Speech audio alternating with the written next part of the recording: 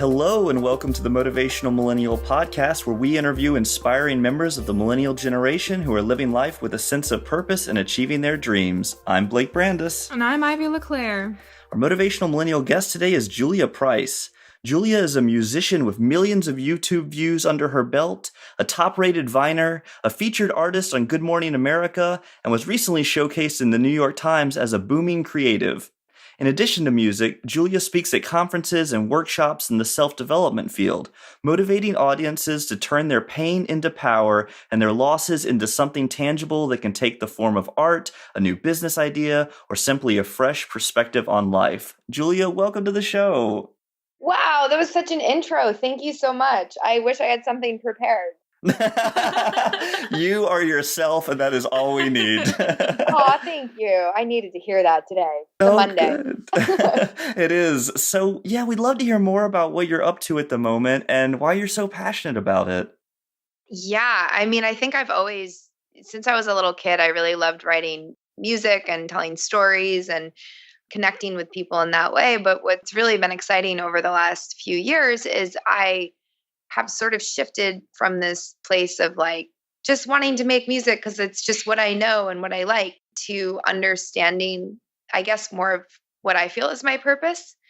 And for me, that it's really focused on empowering the next few generations of female leaders. And it's very inclusive for me. It's men and women. I just want to really stress that because I feel like we're all in this together. And so that's really what I've been working on is shifting all of my content from, comedy, music, musical comedy, motivational speaking, all of it sort of has this underlying theme to it. So I'm so excited to incorporate that into everything I'm doing.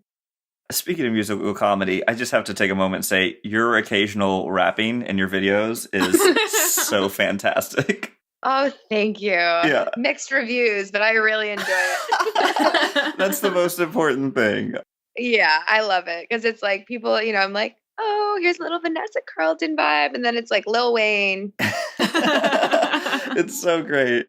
And so how did you start to explore your purpose of empowering the next generations of women? Like, where did that originate for you? I think for me, being a woman in the entertainment business, I feel really fortunate.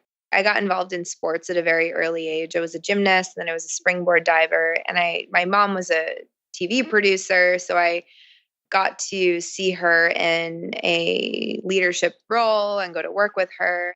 And so I kind of had all of this working for me because the sports gave me a lot of confidence.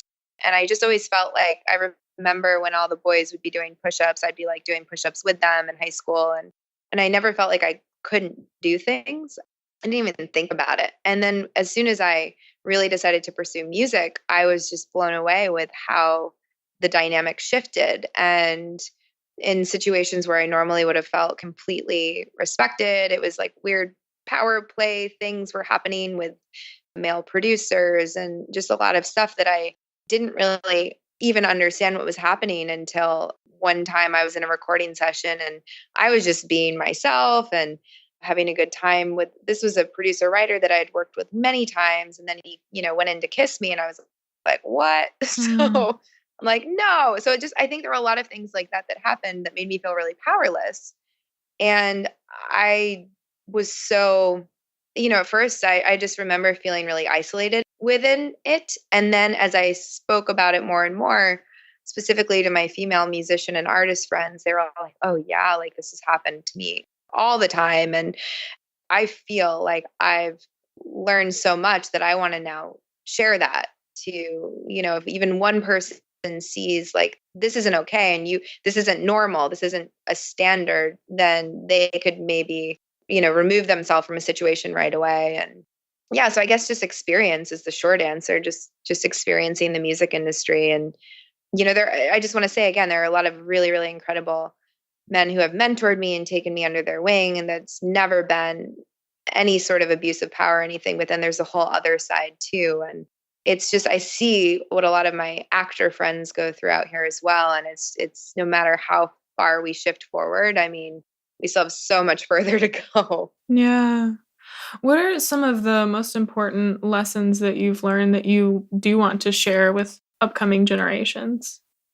Oh God, I mean, the first thing that comes up is trusting your instincts and not apologizing. I think there's sort of this, and it's not just with women, I think it's with younger men as well when they're more on the artist side. And then there's the business side, which is not necessarily something that people are, I feel like generally most people are good at creating and others are good at business. And sometimes you can be good at both, but I am not.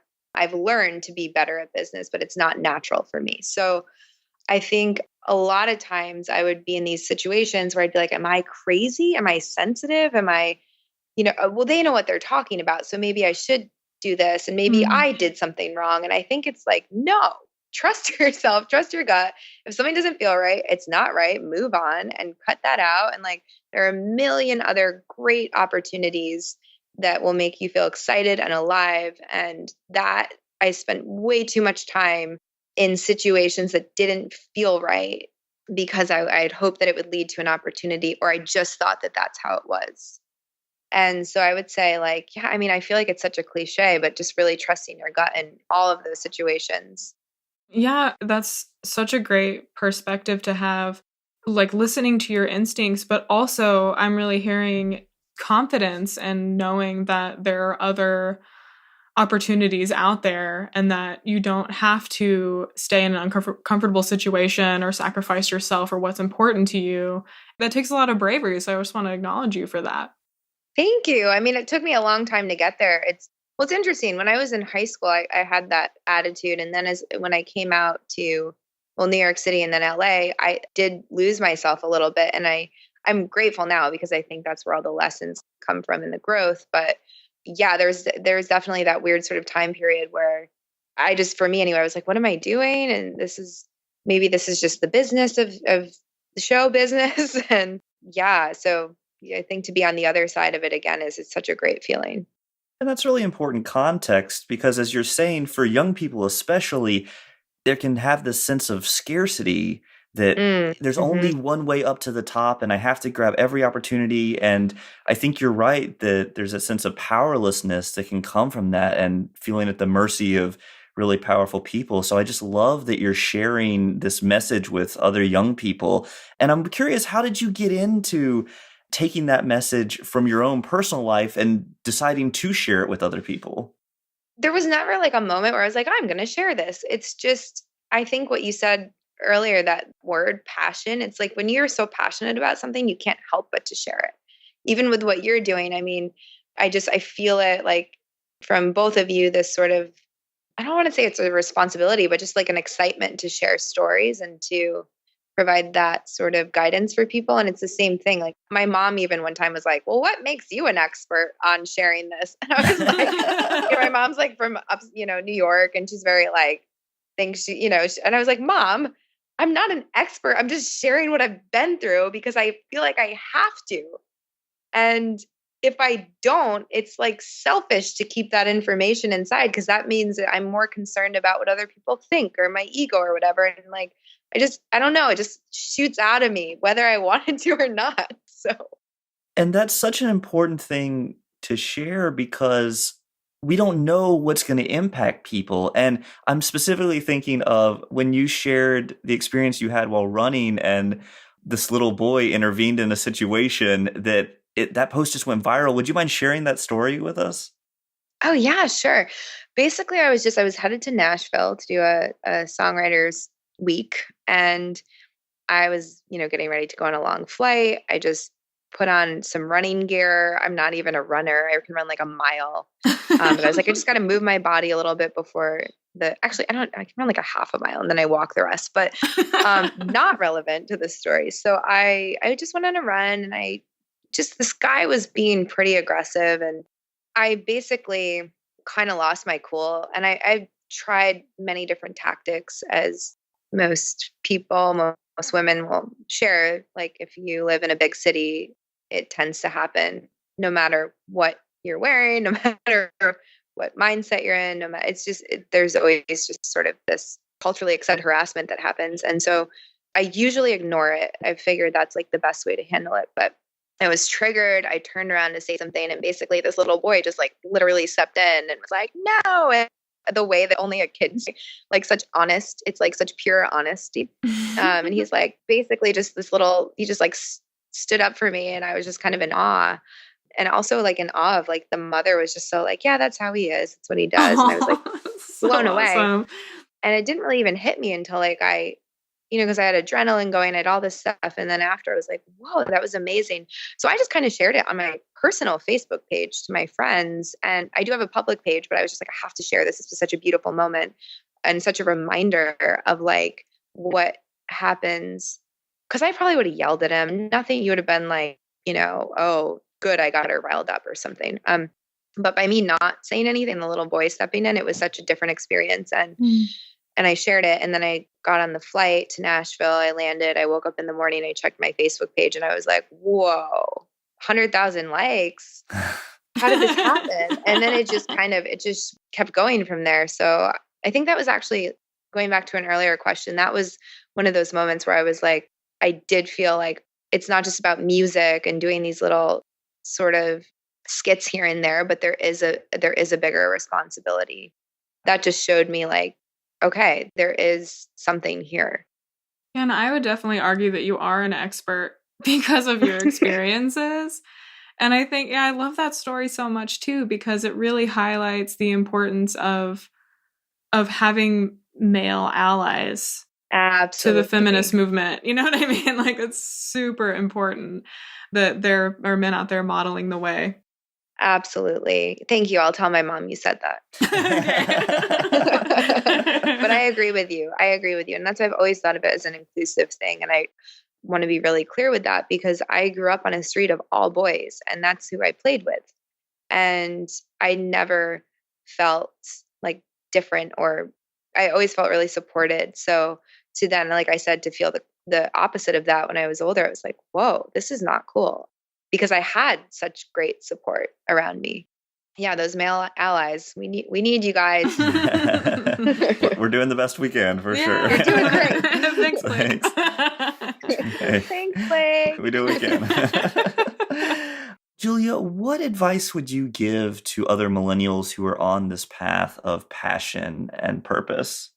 Yeah, I mean, I think what I've learned is when I'm not operating out of passion, I do go into that scarcity mindset and I'm more like, hey, I need help and I need this and sort of like, what can you do for me? And the truth is that never attracts the right anything ever. And I think really taking time to get clear on that thing that is like you wake up in the morning and you're so moved by it.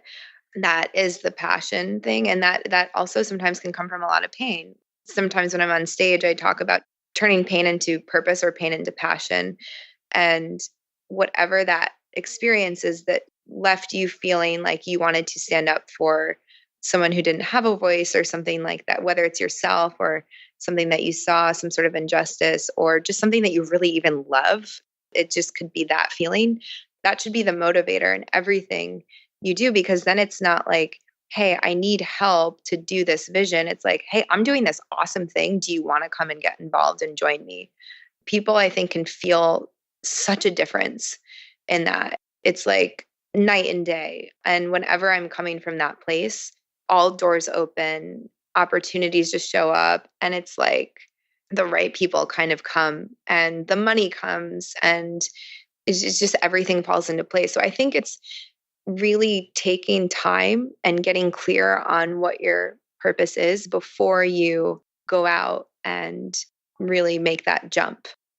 Are there moments or a moment that sticks out in your mind of either pain or some challenges that you've been through in your past that have really influenced your perspective on the world? Yeah, I mean, I think that for me, there are a few things.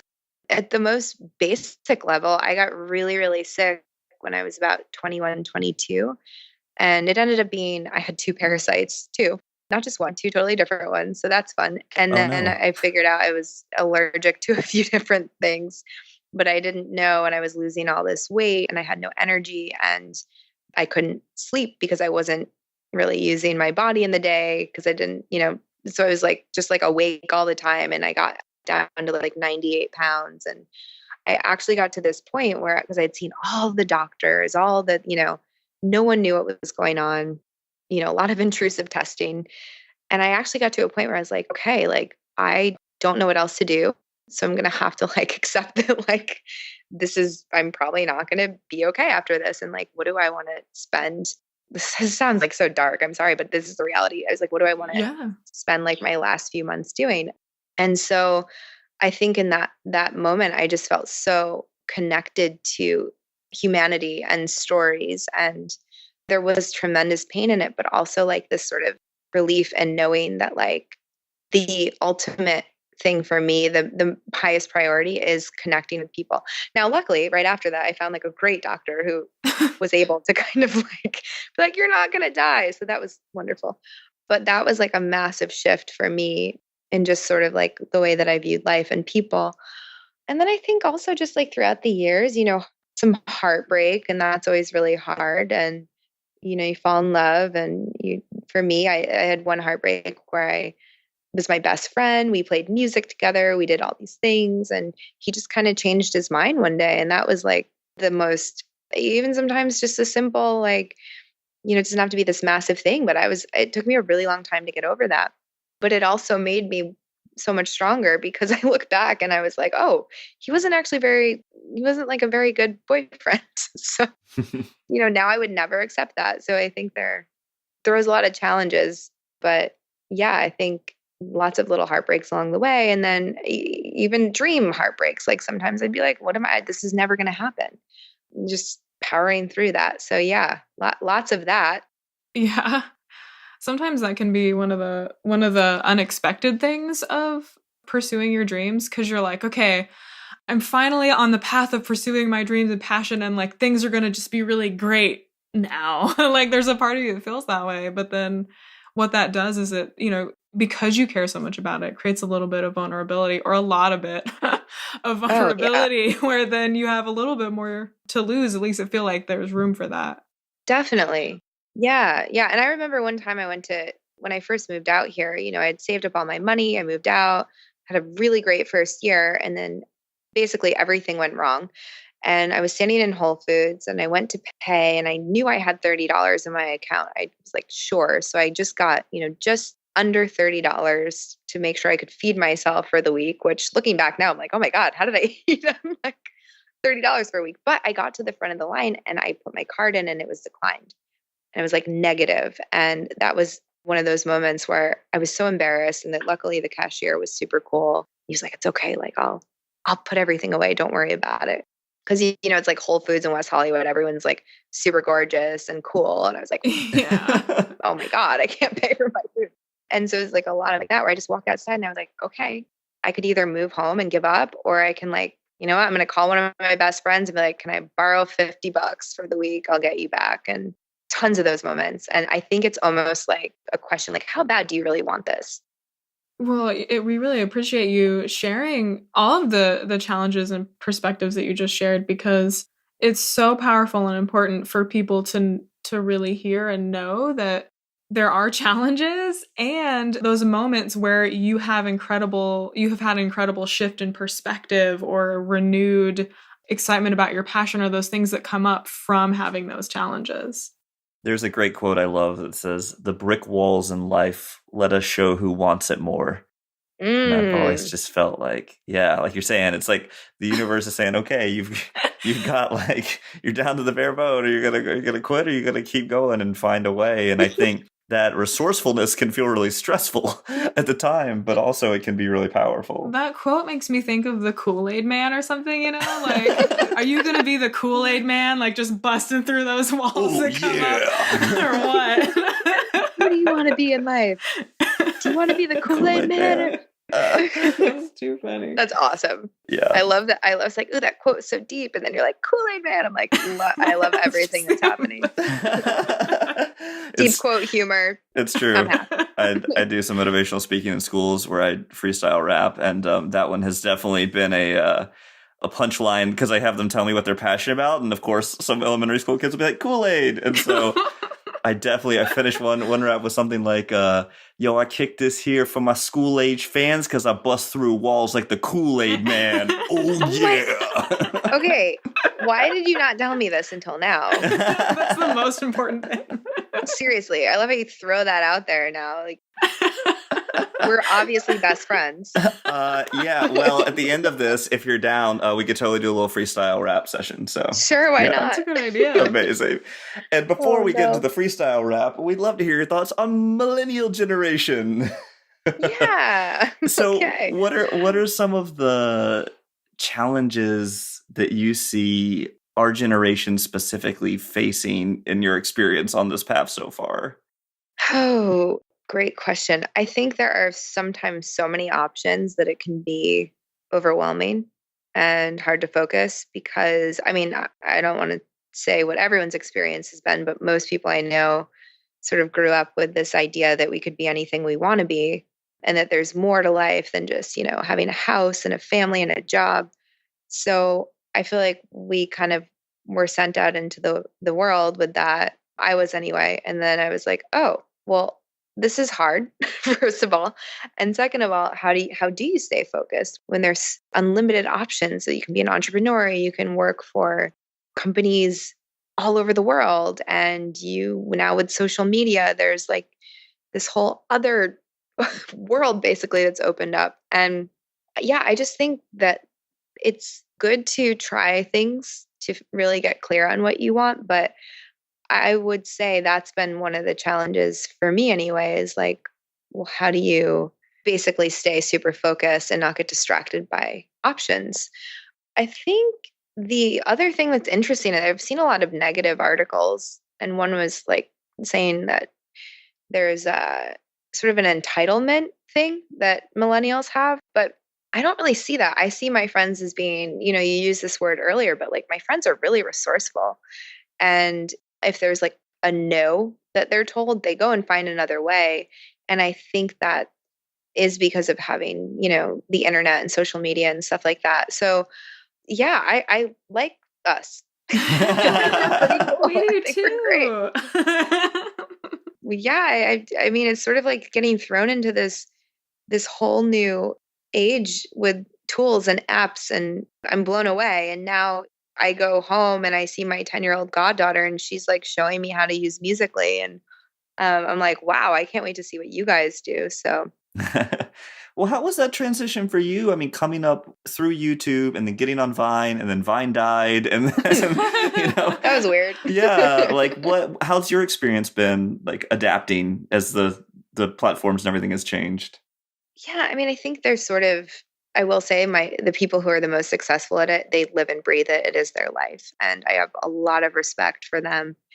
For me, I started as a live performer in more traditional media.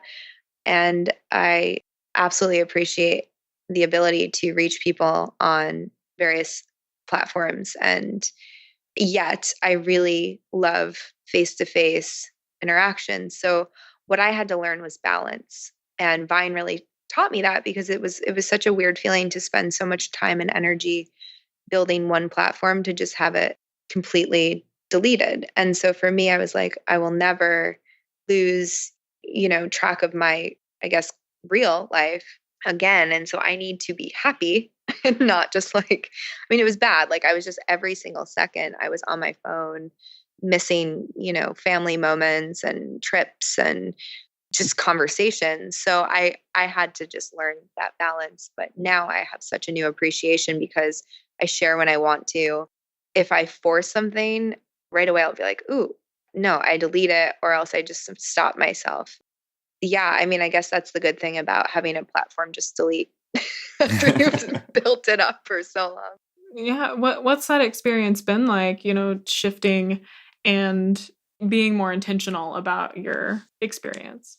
Yeah, of course. I mean, I think what I really love is live streams now. I do a lot on Musical.ly. It's really young kids, anywhere from like 8 to sometimes actually 6 years old to 12, 13, 14.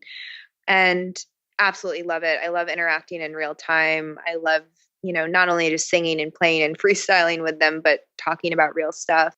That's super rewarding. But I think, yeah, just going back to like, you never really know when that's going to disappear because it is like and I guess it's sort of like anything in life, even if you have a 9 to 5 corporate job, you could go in one day and it's like, you're fired and you have to start fresh. But Mhm. I think it's taught me to like really adapt in any moment and to keep just super balanced and to not only be doing social media stuff, but to continue booking live gigs and to continue really just having a well-rounded approach to branding in my own business. So I just switched from like it was my life before, and that just showed me because when it ended, it was like a breakup. I was like, "Oh my, it's just gone? What?" And I hadn't really been focusing on YouTube as much or Instagram or anything, and so it was sort of this like, "Who am I?" moment of looking into the lake. I forget what movie that's from. I think Lion King, but sort of like feeling that because I had put so much emphasis on external things, and so I had to like go back in and learn, yeah, just how to really balance it all. I think that's an important reminder too for people who are on the journey to wanting to be successful or popular or known in whatever field or arena, because I think there can be that Instagram envy, of, oh my gosh, like this person's life is so perfect, blah, blah, blah. And it's really important, I think, to hear you say that even in the midst of being so visible on one platform, it could be completely disconnected from your own life and from sort of your own reality. And I think so often kids assume like I have to be internet famous, quote unquote, in some way to be a person or to be worth something. And I think that's a really important balance that you're highlighting there. Yeah, yeah. And I just want to say that too, because you just brought up a good point. Because I know this is like now, I think it's like number one on what kids in elementary schools, like what they want to be when they grow up is like a YouTube star. And there's some people who absolutely love it. Like my one friend, Rebecca Zamola, like she always was like, I just want to be a YouTuber. And she's worked so hard and she's so happy because she put like everything into it and she's built this incredible fan base. I love seeing her success because she's such a good person, so grounded, so focused in it. But I think what happened with some of my friends in the Vine community is I watched people change very quickly with that kind of success and sort of get like disconnected. And I remember being at one dinner and there was like one girl there who was like, becoming like the next big Viner and everyone was all around her and like wanting to take pictures with her and all that. And I was just like, ooh, this doesn't feel good. And so a lot of those moments I felt very lonely and isolated. And the truth is, it's not always, I mean, at the end of the day, it's a business for a lot of people. And so it's super, super well thought out as to what type of content is being shown, as to the relationships that are formed. And I do think it is very supportive for the most part, but it's not always what it seems, just like fame in general. That's why they have E True Hollywood story of, someone's got a great career and then they're like boozing around town in a convertible and drunk driving and whatever. It's just sometimes it's so much pressure. So I think, again, going back to balance. That's great. I mean, you've really shared a lot from your experiences of your journey so far. So my question is, what's next for you? Like a year from now, what does your dream life look like? Ooh, my dream life is pretty much what I'm doing now, to be honest. And I think a year from now, I'd probably like to travel a little bit more. I've been spending a lot of time writing new music and going within without sounding too spiritual. That's always my like inner New York, cynical person's like, okay, too spiritual, too spiritual. We're from the Keep Bay it real. Area, or we're in the Bay Area now. Like it's okay, you get it. we get it. So like, what's your sign? Like, where's the moon ceremony? But yeah, Yeah. which I love all that, by the way. I'm like so into it. But yeah, I think I've been doing a lot of work on myself lately. And so I'm writing from a very different place and I'm excited to see where that takes me. I'm sure I'll be doing all of the same stuff I'm doing now, but just getting more clear on the messaging. And I think I'd like to do a little bit more of the speaking. That's still relatively new for me. And it's really scary because performing, I'm like, I got it. I got that down now. But speaking is just different. Yeah, I hear that. Oh, it's hard. And it's when you say that you're, freestyling in front of a bunch of kids, I'm like, my heart just drops.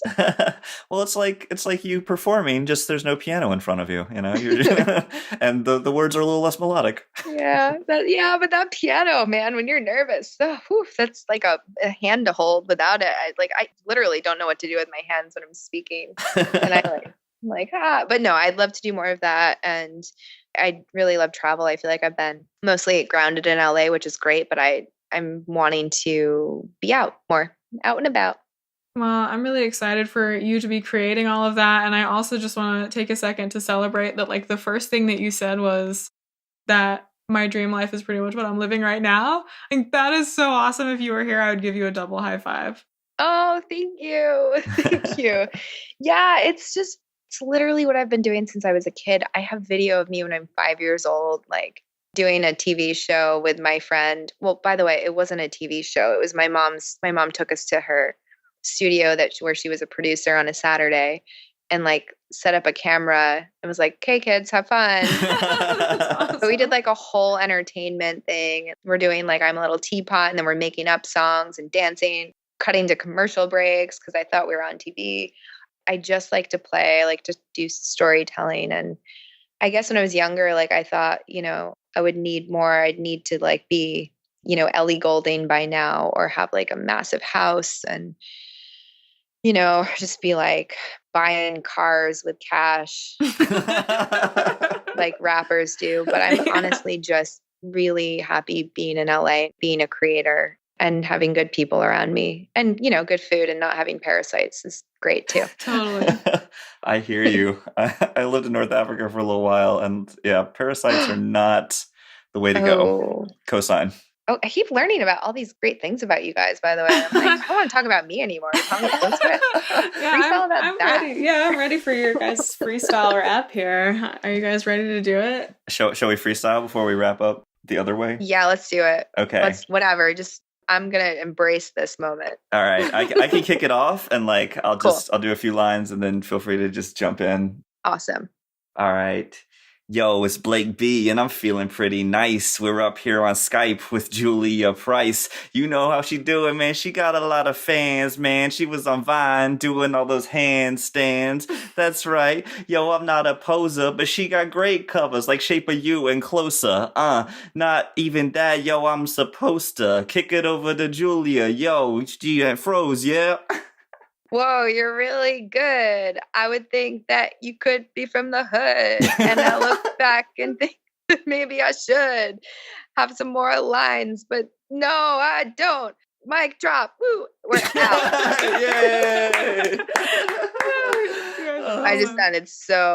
I sound like I need like a cashmere sweater on and like a French twist in my hair. That's how white I sounded. Well, I'm so proud of you because I can't even, like, I've been friends with Blake for years and I've never freestyle rapped for him at all. I'm like, I was over here like thinking he was going to be like, "Okay, Ivy, can you drop a beat?" And I was going to be like, I hope he doesn't ask me that. I'm just going to be like, I wish he did now. Well, as I always like to say, it's all about how you begin and how you end. And you ended with a mic drop, and I'd say that was all you need. I just distracted you. I was like, here's a really bad freestyle, but mic drop. Oh, That's awesome. You don't know, excitement. Woo. Oh, no, that was so great. Well, thank you for playing with us. We always appreciate being open to creativity and, as we like to say, not being perfect. Because, it's easy to feel like we all have to be perfect before we try anything, especially anything that might be recorded, let's say, and distributed online. Forever. Yes. So we appreciate you playing with us. And hey, I'm not a great perfect freestyle rapper either. Like, I've been doing it for a long time and it usually works out pretty well, but sometimes I can't even land a punchline at the end. So, it's all about consistency and just picking yourself up, the brick walls in life. Kool-Aid man. Anyway, full circle. That's right. A ton of throwbacks. There we go. Hey. So Julia, as we wrap up, oh no, sorry, I didn't mean to. As we wrap up, would you mind sharing where people can find out more about you and your music online? Sure. I'm at a lot of places, and you can kind of just, most of my handles are at Julia Price Music, and YouTube is, something different, of course, unfortunately, but it's Julia Music and then the number 1, but you can Google Julia Price YouTube. And then I'm on iTunes, Spotify, everywhere that you could go, I think. You are or Find you me. will be. That's great. Thank you. Find me. Yeah, even in real life, whatever. Let's do it. Yeah. That's right. We got to kick it. Well, thank you so much for taking the time to talk with us today. This has been really inspiring, and we're so excited that you are living the dream life and excited for you to live even more of the dream life in the year ahead. Oh, awesome. Thank you. And the same to you both as well. This was really fun. I really do. I'm like, we're totally best friends. And if I get up there, we're going to have coffee. That'd be amazing. Perfect. Well, thank you. Awesome. Thank you.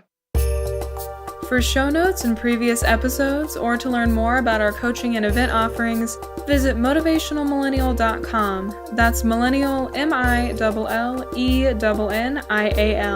Keep in touch with us at facebook.com/motivationalmillennial. We'd love to hear from you. Shoot us an email with your thoughts, comments, and suggestions at podcast@motivationalmillennial.com.